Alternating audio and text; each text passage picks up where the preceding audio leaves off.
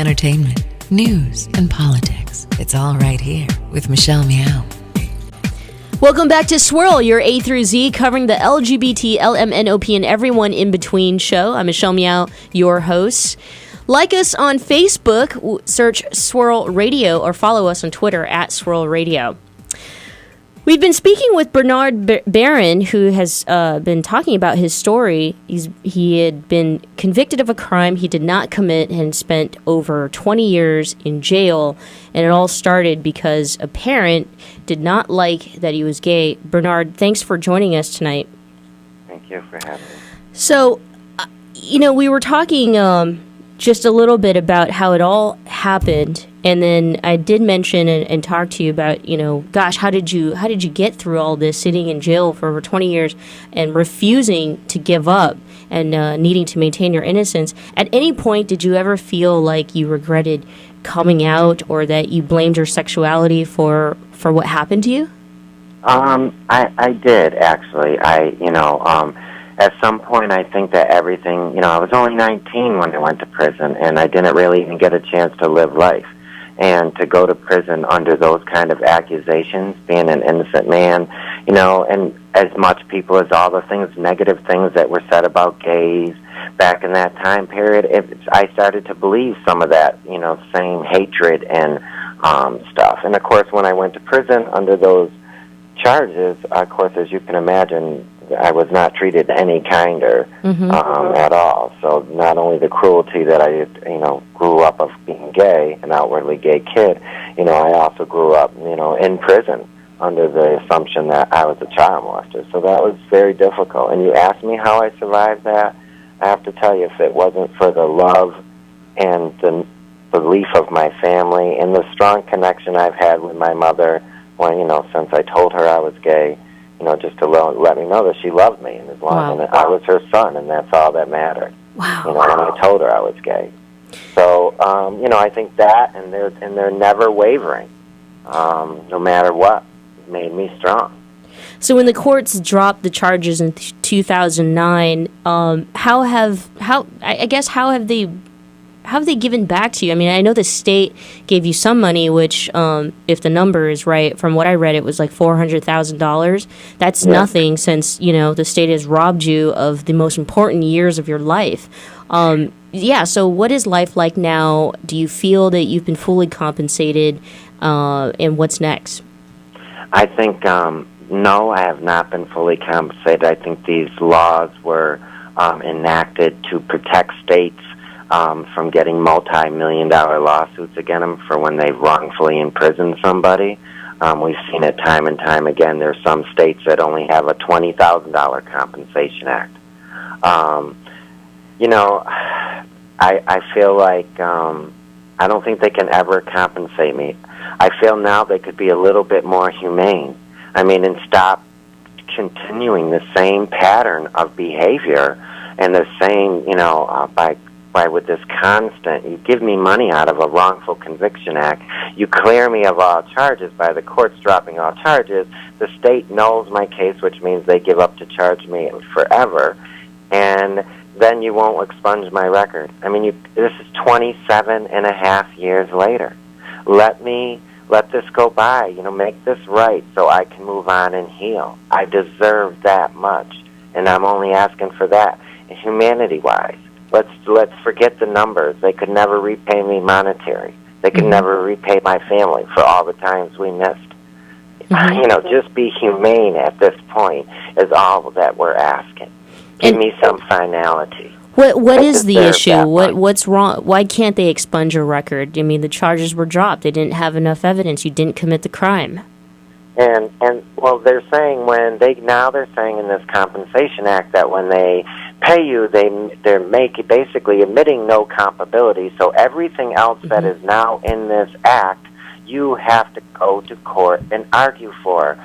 In this bill for wrongful conviction, they will pay half of your schooling if you decide to go back to school. I have that part of it. There's medical. They don't know how to give you the medical, so you're not allowed that. There's the expungement of the record.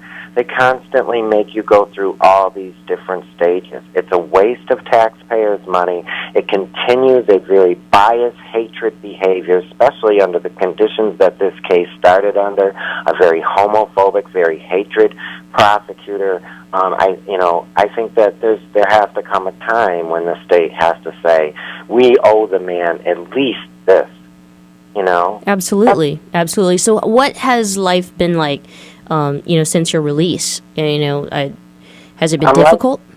Life was very difficult in the beginning, but I had some great supporters in the Boston area. One of my supporters owned a landscape company, and she hired me and not only taught me to be a laborer, but she taught me everything about her business, how to design. I've been introduced into some great friends and family.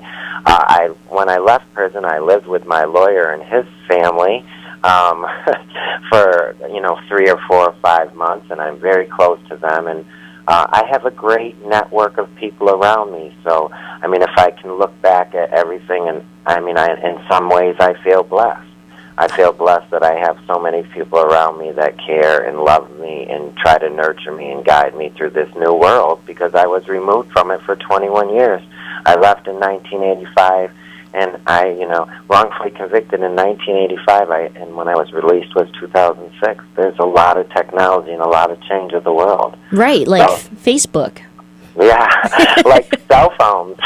oh my gosh, cell phones. Oh my gosh, that's right, cell phones. We only had landlines then. Yeah. This might seem like an awkward question, but I was wondering, have you heard from, the parents or maybe the children, who are grown now? I do know that when the videotapes were finally dredged up, one or two of the children then, as adults now, went to see them. And I was in prison then, and I did get a letter from one of them, basically saying after he's seen the video, he wasn't sure. But he's been told his whole life. And that's the other sad part of this. Let's not forget that.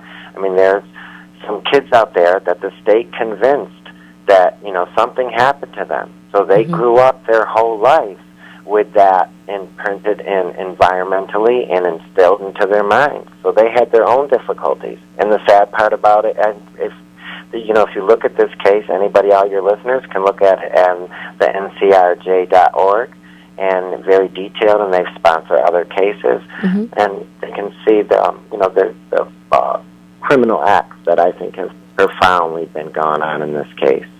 Now, you mentioned, we were talking about how there's Facebook now, there's emails, there's cell phones. That's been the most difficult part, yeah. To be truthful. Navigating that, I can remember the first time I ordered something at a fast food restaurant, and they handed me an empty cup.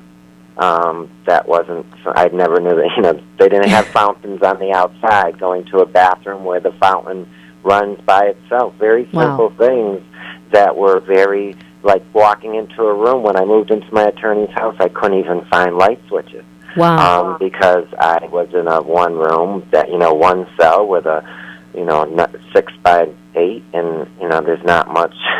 Everything's there, so it was very difficult just to navigate the simple things. Now, I was going to add to that okay, what about the gay, lesbian, bisexual, transgender culture? When you went, like you said, there was a lot of bad things that were being said about gay men. Now that you're out, we've made a lot of progress, and we have, a president who supports marriage equality. What are your feelings? What are your feelings about that? I feel like our society has come a really long way.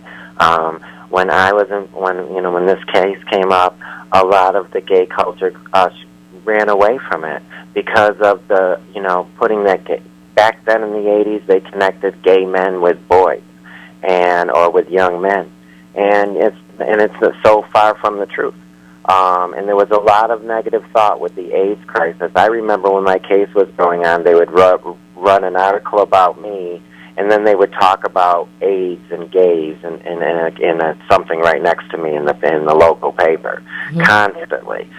So there was all that negative energy. I feel today that, the society has come a long way. I'd like to see us all be able to band together more on some stronger issues. I think we have a president that's doing and going in the right direction, and I still think we have a long way to strive. But I think if we all communicate and come together, I think this can be a much better world. One last question. We're running out of time. But what was the first thing you had to eat when you were released from jail? I remember I really wanted some ice cream. Oh. I don't know. It was mid-afternoon, and I wanted some ice cream. And I remember though I can tell you when I first drove up, I seen my whole family waiting outside for me, and that was the most glorifying feeling. And I remember thinking that the only thing I wanted to do was to be embraced. Oh, that's just amazing, amazing words. By the way, I do want to mention the National Center for Reason and Justice, and I think you mentioned that a little earlier in one of your answers, but it's a great organization that also has information for those who have been wrongly accused or convicted of a crime. Anything you want to say about the National Center for Reason and Justice, Bernard? Yes, it's a great organization, and like all these organizations in this time are struggling, and any donations would be, highly appreciated. And I would really encourage your listeners to go to the www.ncrj.org and look at the cases and make judgments for themselves. Bernard, thank you so much for joining us here on Swirl. Your story was absolutely just something that we needed to talk about, so I'm very glad you came on our show. Oh, thank you, Michelle, for having me. It was very nice of you. Coming up, we've got Mia Macy, our transgender voice, who will discuss transgender financial struggles, and I have a very forgetful cat call, so don't go anywhere. We're taking a quick break.